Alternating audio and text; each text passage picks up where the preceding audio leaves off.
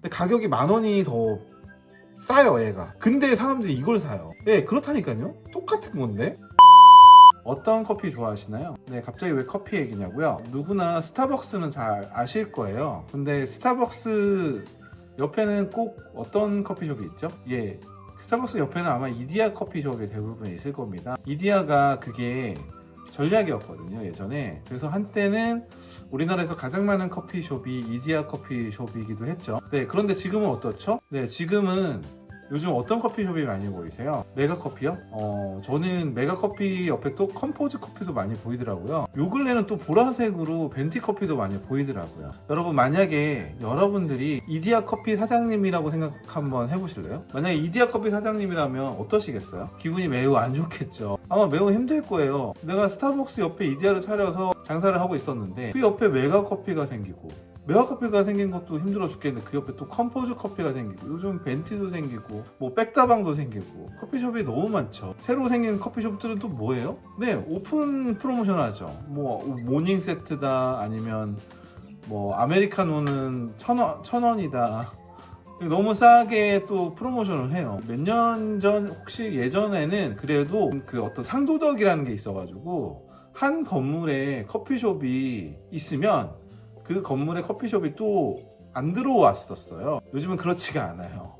건물에 커피숍이 있든 말든 제가 저기 경험해보지 않았지만 그 심정이 엄청 힘들 거라는 거는 알고 있겠죠. 근데 온라인 사업이라는 게 바로 이런 거를 전국구로 좀 경험하는 거라고 보시면 될 것 같아요. 전국구로 당한다고 말씀드렸는데, 여러분들 냉정하게 오프라인 매장을 갔을 때 안 되는 매장들을 가서 보면 여러분들도 아실 거예요. 이 매장이 왜 안 되는지. 어떤 식당을 가거나 어떤 커피숍에 갔을 때 여러분들이 거길 갔을 때 매장이 안 되는 이유를 너무나도 잘 아시죠. 근데 정작 내 온라인 스토어가 왜 안 되는지는 잘 모른다는 거예요. 자, 예를 들어 볼게요. 여러분들 편의점은 어디를 좀 자주 가시나요? 편의점으로 생각하면 기억나는 게 CU, GS, 그리고 이마트, 이렇게 뭐 여러 가지 편의점이 있잖아요. 저희 집에서 가까운 데는 CU거든요.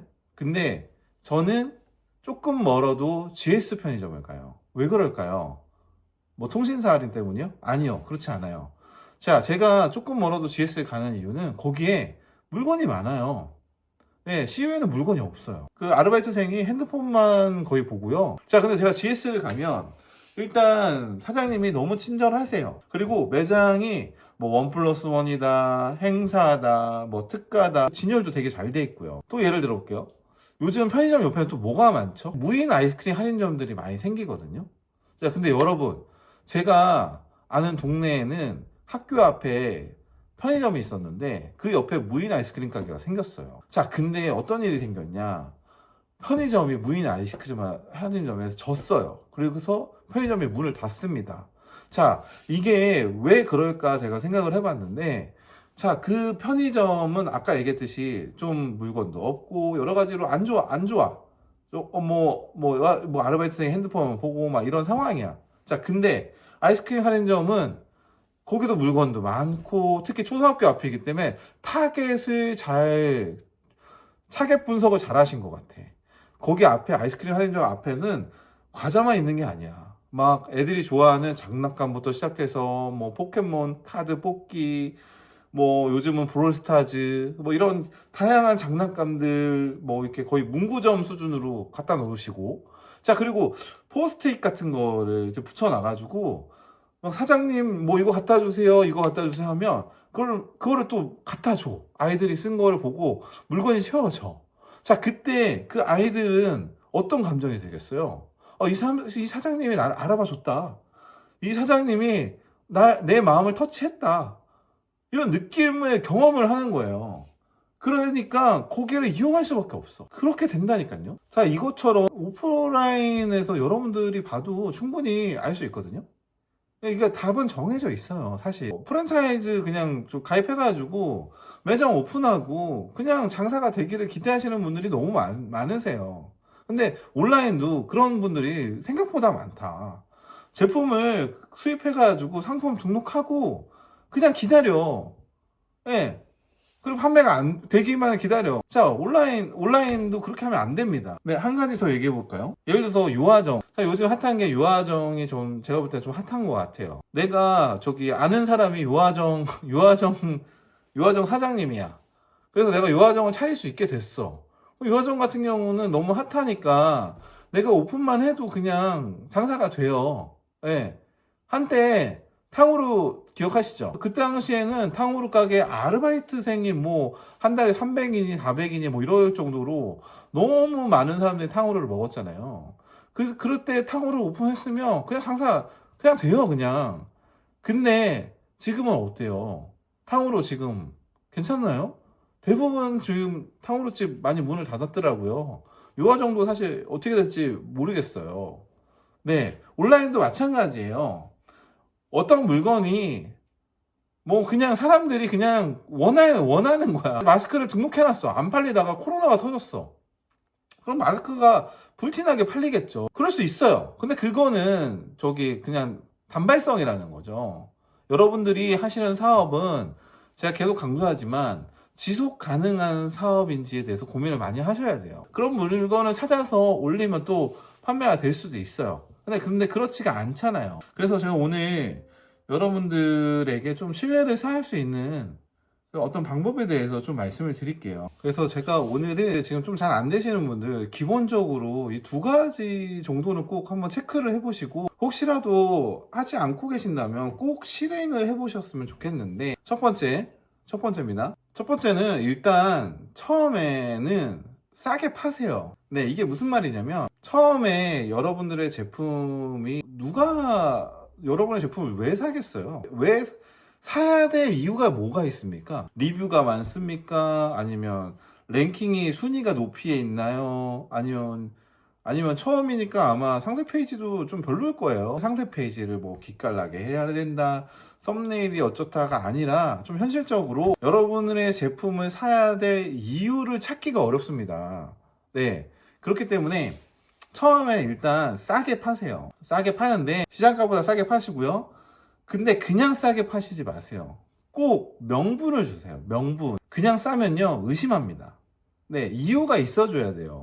오픈 이벤트라던가 아니면 뭐 8월 15일이면 8.15 강복절 특가라든가 이런 명분을 꼭 주셔야 돼요. 그리고 두 번째는 선착순과 기간 한정을 꼭 걸어주세요. 이게 사람이 쫄려야 돼요.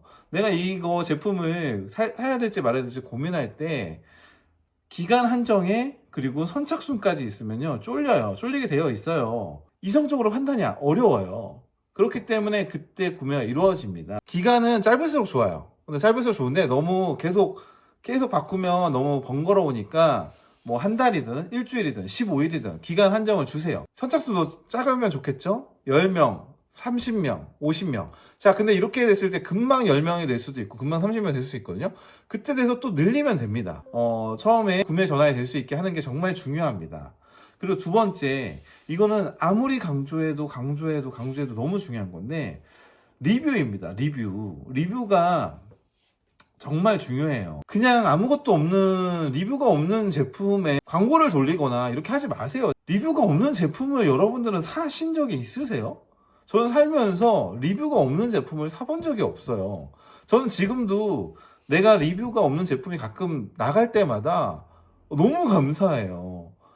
그런 분이 있긴 있어요. 근데 저는 그런 적이 없는데 리뷰가 없는 제품을 사시는 분이 진짜 없어요. 예쁜 리뷰. 누가 봐도 체험단 리뷰다라고 보여지더라도 없는 것보다 훨씬 나아요. 그러니까 네이버 기준에서 리뷰가 4개, 그리고 쿠팡 기준에서 리뷰 5개는 상세 페이지라고 생각돼요.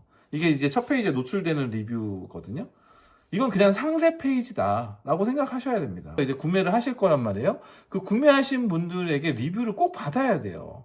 그래서 리뷰를 꼭 받을 수 있게 이벤트를 하세요. 안 그래도 싸게 파는데 거기다가 리뷰 이벤트까지 하세요. 리뷰 이벤트를 해서 뭐 배민 쿠폰 5,000원을 주시든 아니면 뭐 카카오톡 커피를 주시든 뭐 여러분의 형편에 따라서 다른데 꼭 이벤트를 하세요.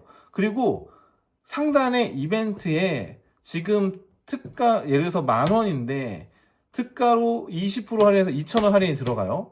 근데 리뷰 이벤트에서 예를 들어서 선착순 뭐 한 명에게 3,000원이든 5,000원을 줘요. 그러면 그거를 그 사람이 받을 것처럼 표시를 해주세요. 그래서 10,000원인데 할인이 2,000원이 되고 또 5,000원을 받으면 결국은 너는 3,000원에 이 물건을 살 수도 있다. 사는 거다. 라고 강조를 해주는 거예요. 이렇게 강조를 해줘서 이 사람이 내가 리뷰를 안 썼는데도 내가 리뷰를 쓰면 3,000원에 구매하는 거네? 라는 생각이 들게 해주면 돼요.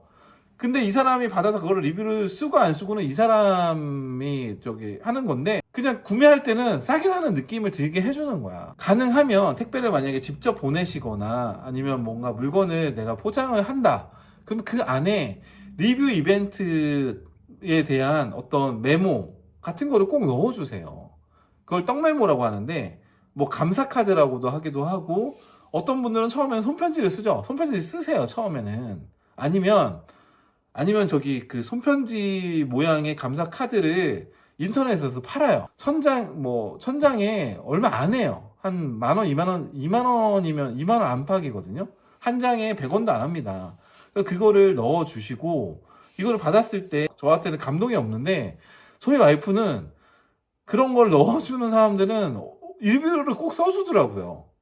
그래서 왜 리뷰를 써주냐 그랬더니 이거 이렇게 보내줬잖아, 고맙잖아, 저한테 이렇게 얘기하는 이런 사람이 있습니다. 그리고 할 수 있으면 여러분들 문자를 보내세요. 제품은 잘 받아보셨냐, 그리고 우리가 리뷰 이벤트 중이다, 리뷰를 남겨주시면 이렇게 한다, 베스트 리뷰를 선정한다, 안내 문자를 보내서 처음에는 리뷰를 쌓는 게 중요합니다. 리뷰를 일단 많이 쌓으셔야 돼요. 100개인 것 같은데 리뷰가 100개가 있는 것과 리뷰가 없는 것, 그거는 천지 차이입니다. 내가 잘 모르는 그 관광지를 갔는데 뭐 밥 먹을 때 항상 고민이잖아요. 어디 가야 될지 모르겠잖아요. 그럼 어디 갑니까? 사람들 줄 서 있어요.